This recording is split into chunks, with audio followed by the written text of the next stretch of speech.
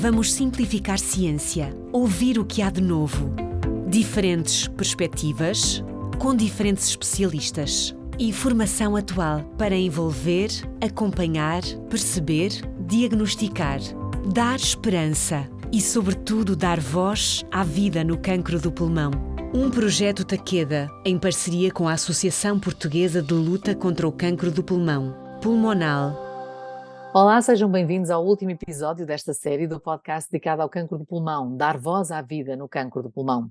O meu nome é Fernanda Freitas e estou convosco para vos trazer mais informação sobre esta patologia que afeta tantos portugueses. Falo, obviamente, do cancro do pulmão.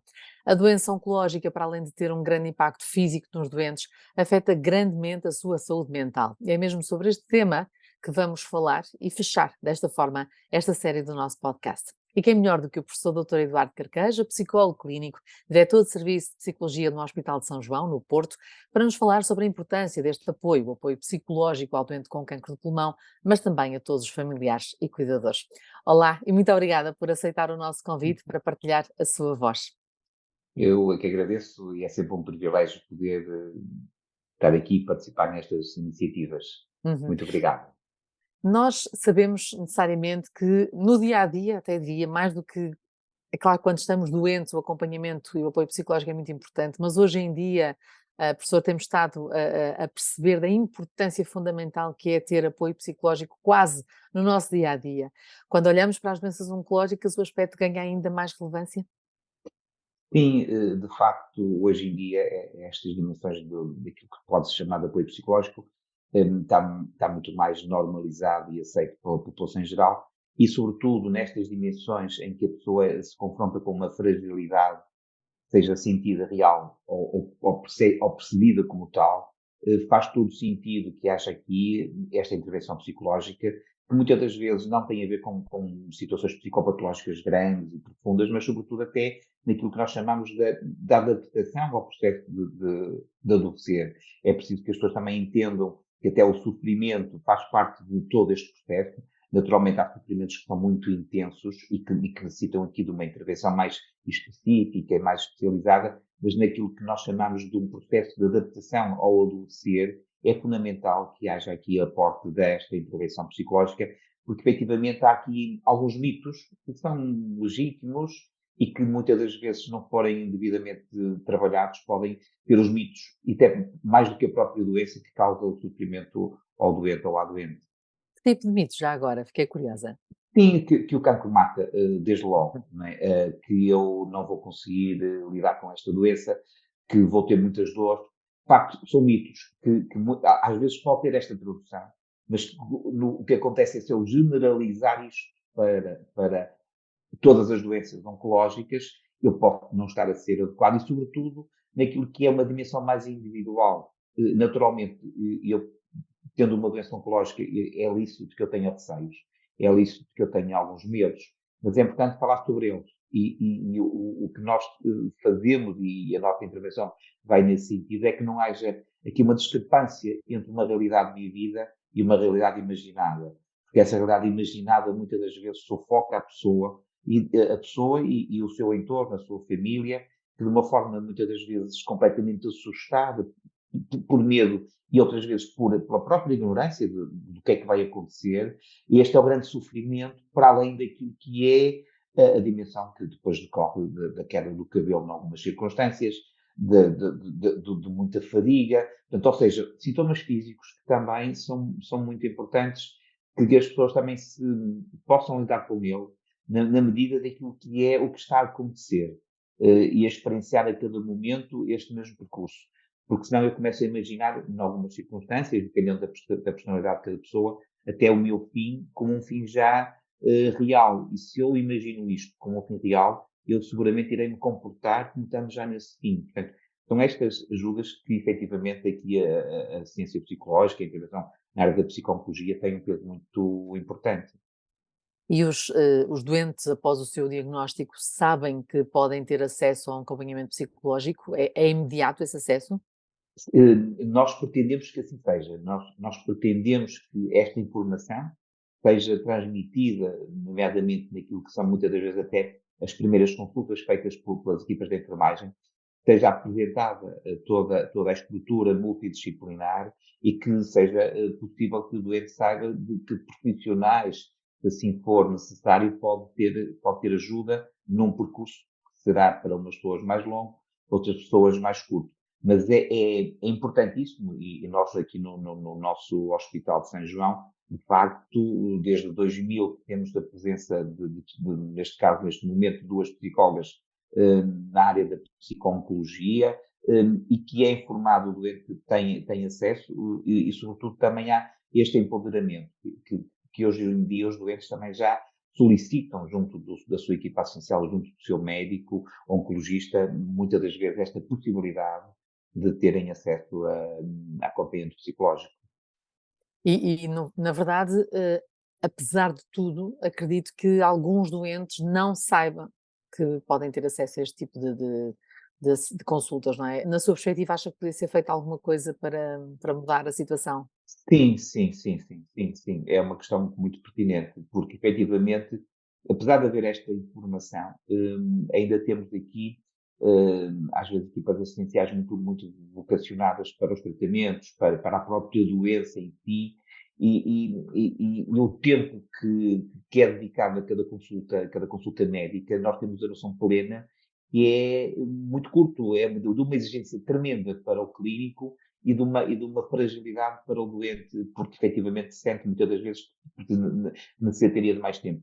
O que é que faz? Faz com que os oncologistas se centrem naquilo que é a importância da dimensão da sua doença mais física, na sintomatologia. E às vezes esta informação passa ao lado. O que nós tentamos é que mesmo nas equipas de enfermagem, sempre que haja aqui esta sensibilidade para esta detectação mais precoce. Agora, temos que ter a noção também que a escassez de recursos é tremenda e nós temos que ter aqui muito cuidadosos quando oferecemos algo que depois podemos não poder, na prática, dar. Responder de imediato, não é? Responder de imediato. Temos que ter aqui sempre algum cuidado naquilo que é a oferta destes recursos na área da psicologia, porque efetivamente nós temos a noção plena que na maior parte dos hospitais e nos hospitais dedicados exclusivamente à patologia oncológica, nomeadamente os IPOs, há uma carência tremenda de recursos humanos na área da psicologia. Uhum. Independentemente dessa carência, claro que as equipas fazem o melhor que conseguem, com todas as vicissitudes do dia a dia.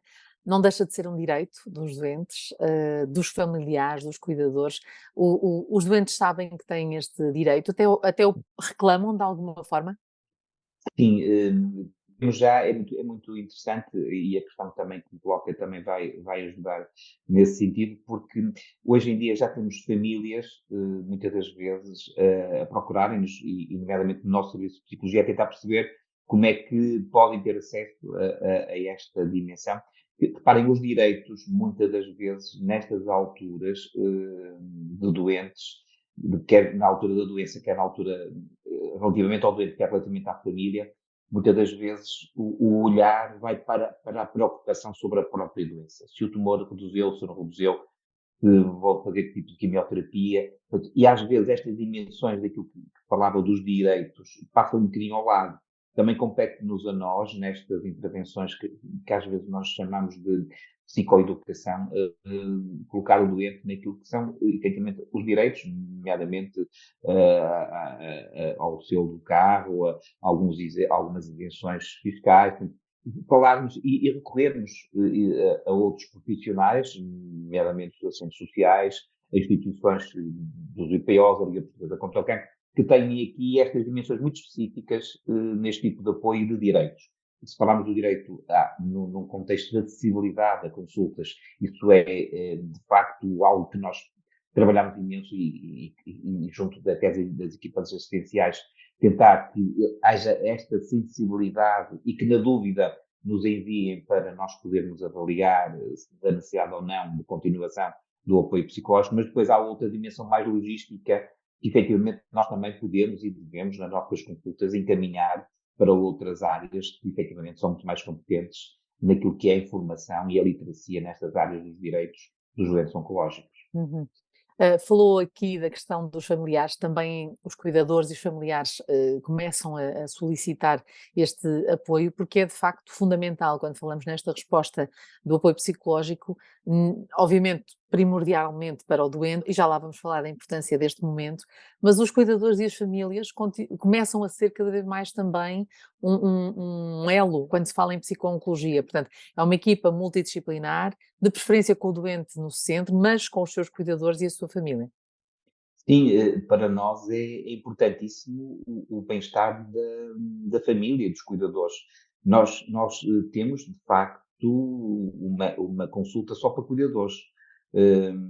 Falámos aqui na área oncológica, mas nas outras áreas, por exemplo, nas áreas mais ligadas às demências, à neurologia, todas essas alterações que recorrem muitas das vezes de situações com o próprio envelhecimento, e o Serviço de Psicologia tem uma consulta só para cuidadores, porque efetivamente percebemos que o cuidador, e muito nesta área da oncologia, que muitas das vezes não é uma corrida, é uma maratona, em que as pessoas têm que ser cuidadas para poder cuidar, é para nós um ponto principal naquilo que é a intervenção psicológica com o doente.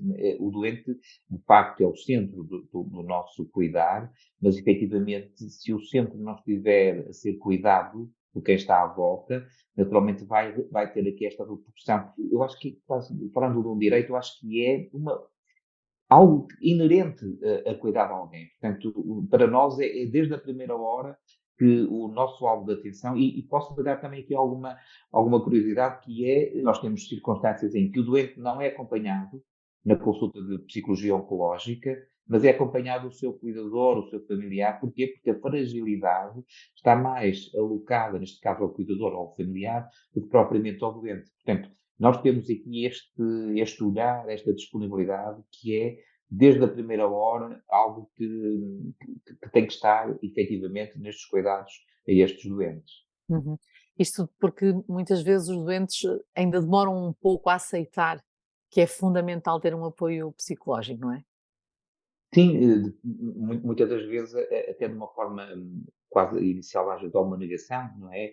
De alguns muito mais estoicos, tem a ver muito com as características da personalidade de cada pessoa, e depois também é sobretudo para não sobrecarregarem os cuidadores e a família, no fundo, esta imagem que transparece, e ainda durante algum tempo, hoje muito mais esbatido, mas durante algum tempo esta ideia de quem vai ao psicólogo, quem tem ajuda psicológica é fraco, não consegue resolver as coisas sozinhas, se fosse forte não precisaria. Portanto, ainda há aqui estas ideias cada vez mais esbatidas, mas que algumas pessoas ainda têm. E é muito curioso que às vezes nós percebemos aonde está a dificuldade e vemos, por exemplo, o doente a dizer: quem precisa de vir é o meu filho, ou é a minha mãe, ou é o meu pai, e não o próprio, deslocando um bocadinho esta fragilidade para os outros. Como às vezes também se vê os cuidadores nesse sentido. Quem precisa é a pessoa que está doente, mas efetivamente quem precisa. É por isso que nós também utilizamos muito esta avaliação sistémica, num contexto mais alargado, de quem cuida e de quem é cuidado. Portanto, para percebermos que às vezes há aqui um olhar que não é exatamente aquele aonde devemos colocar a nossa ajuda. Uhum. E acredito que esta comunicação entre a equipa médica, o apoio também da enfermagem, dos psicólogos e o doente é importante desde o diagnóstico, e já aqui ao longo desta nossa série de podcasts ouvimos várias vezes profissionais dizer muitas vezes o doente só ouve a palavra e não ouve mais nada a partir daí, mas é no momento do diagnóstico e a partir daí, não é? O acompanhamento, o lidar com cada etapa da sobrevida, na verdade, também. Sim, repare, a forma como é dado o diagnóstico pode ser aqui um fator decisivo no bem-estar psicológico da pessoa. Muitas das vezes, nós até falamos daquilo que é morte psicológica, a forma como o diagnóstico é dado mata a pessoa. O tratamento irá curar, mas se calhar a pessoa animicamente e psicologicamente está já destruída, está morto. Porquê? Porque é de uma intensidade tal que efetivamente, como dizia, o impacto da mensagem inicial destrói todo o restante tipo de comunicação que possa ser feito. E muito do que nós também fazemos é empoderar as equipas naquilo que é a comunicação de más notícias. E isto é importante que comunicar também, além de ser uma arte, tem que se ter conhecimento, não é? Porque senão cada um faz da forma que acha e fará sempre na tentativa de ser o melhor, mas pode estar a não ir ao encontro da necessidade do doente. Também há técnicas, há aprendizagem, há trabalho que pode ser feito para que se possa melhorar aquilo que é sempre, quando é dado um diagnóstico, é sempre traduzido numa má notícia, que não podemos colocar isto numa boa notícia, mas pode ser dada e deve ser dada de uma forma mais ou menos sensível. Portanto, este trabalho que as equipas assistenciais também devem ter, também deve ser em conjunto nesta envolvência do doente e da família, porque muitas das vezes há aqui uma superproteção do doente pela própria família. Outras vezes há aqui um descuido da equipa assistencial na transmissão da notícia ao doente. Querem, por até questões muitas vezes pessoais, que seja a família dando a informação, e isso é extremamente violento, porque esta contenção emocional é uma violência para os próprios familiares. E junto aqui, e já que está a dar tanta importância à comunicação, o fator comunicação também por parte das equipas médicas. E eu sei Sim, que muito do trabalho dos psicólogos, quando reunimos as equipas de psico-oncologia, é também, deixe-me usar a expressão, treinar os médicos uhum. para comunicar da forma mais positiva, apesar de ser uma notícia negativa, mas que lá está, voltamos aos mitos iniciais, para que a pessoa, assim que ouve o diagnóstico, não traga logo este peso quase cultural que associamos à palavra cancro. Sim, sim, e não temos que ter receio de falar a palavra treino, porque temos que treinar. Um cirurgião tem que treinar para ser competente naquilo que vai fazer, não é? Toda esta dimensão de aprendizagem, porque, repare, pondo isto numa dimensão técnica, eu para saber operar eu tenho que treinar, tenho que aprender e depois comunicar. Nós temos esta ideia que todos sabemos comunicar, todos sabemos que conseguimos falar de uma forma geral, e o problema é quando eu acredito que comunico bem e sempre comuniquei bem e eu sei que isso é porque eu sei lidar com os meus doentes. E às vezes o que nós vemos é uma destruição tremenda destes tipos de comunicação e que se vai replicando com os anos. Portanto, eu tenho que aprender e muito daquilo que nós fazemos é nas equipas multidisciplinares, neste empoderar aquilo que é, ao que são níveis de comunicação. É evidente que nós também recebemos da equipa médica, da equipa de enfermagem, muito conhecimento. Se perguntarmos a um psicólogo o que é um adenocarcinoma, provavelmente muitos deles não imaginam que palavrão será esse. Nós que lidamos na área da psico-oncologia temos que saber o que é que estamos a falar quando falamos do adenocarcinoma, quando falamos do mastite. Portanto, temos também que aprender, e é nesta partilha que todos ficamos ainda mais empoderados para sermos competentes na relação com o doente e com a própria família. E na sua perspectiva, há sempre espaço para melhorar as equipas, melhorar a forma como o doente recebe a notícia e é acompanhado ao longo das várias consultas? Sim, eu acredito que o caminho para a excelência é um caminho fantástico e que deve ser palmilhado todos os dias. Acredito que a excelência poucas vezes acontece porque podemos sempre melhorar algo. Apesar de sermos Uhum. exemplares, repare, e deixo aqui uma nota muito solidária para todas as equipas que trabalham na área da oncologia, que dão do seu melhor todos os dias, em condições muitas das vezes muito precárias, com poucos recursos, com pouco tempo disponível para os doentes e que depois levam para casa muito do sofrimento que decorre destas interações, mas que efetivamente nós podemos e devemos melhorar cada dia. Eu penso que, de uma forma geral, apesar destas dificuldades, que é isso que se pretende. As técnicas são fundamentais, a investigação vem nesse sentido, mas também temos que investir naquilo que é a investigação na área da comunicação. Porque não caímos numa dimensão perigosa, que é termos a tecnologia do século XXI. De facto, hoje em dia a tecnologia tem avanços significativos, e depois temos um nível de comunicação do século XIX ou do século XX. E há esta discrepância que, efetivamente, pode muitas das vezes provocar aqui alguns conflitos que nós sabemos que surgem entre quem é cuidado e quem cuida. E aqui não há inteligência artificial que nos valha, tem mesmo de ser o fator humano. Tem que ser. A inteligência Uhum. artificial pode ajudar, desde que devidamente controlada e potenciada pelo ser humano naquilo que é o que melhor nós temos, que é a relação humana. Sem dúvida. Professor Dr. Eduardo Carqueja, foi um prazer ouvi-lo e encerrar desta forma esta nossa série de podcasts. Muito obrigada pela sua participação. Muito obrigado, eu aqui agradeço o privilégio. Muito obrigado. Quanto a si, muito obrigada por nos ter acompanhado ao longo destes 10 episódios. Esperemos que estes episódios tenham contribuído para enriquecer os seus conhecimentos acerca deste nosso tema. Relembro que pode ouvir todos os episódios na plataforma Spotify, Google Podcast ou ainda no website da Pulmonale em www.pulmonale.pt. Muito obrigada. Vamos simplificar ciência, ouvir o que há de novo. Diferentes perspectivas, com diferentes especialistas. Informação atual para envolver, acompanhar, perceber, diagnosticar, dar esperança e, sobretudo, dar voz à vida no cancro do pulmão. Um projeto Takeda, em parceria com a Associação Portuguesa de Luta contra o Cancro do Pulmão, Pulmonale.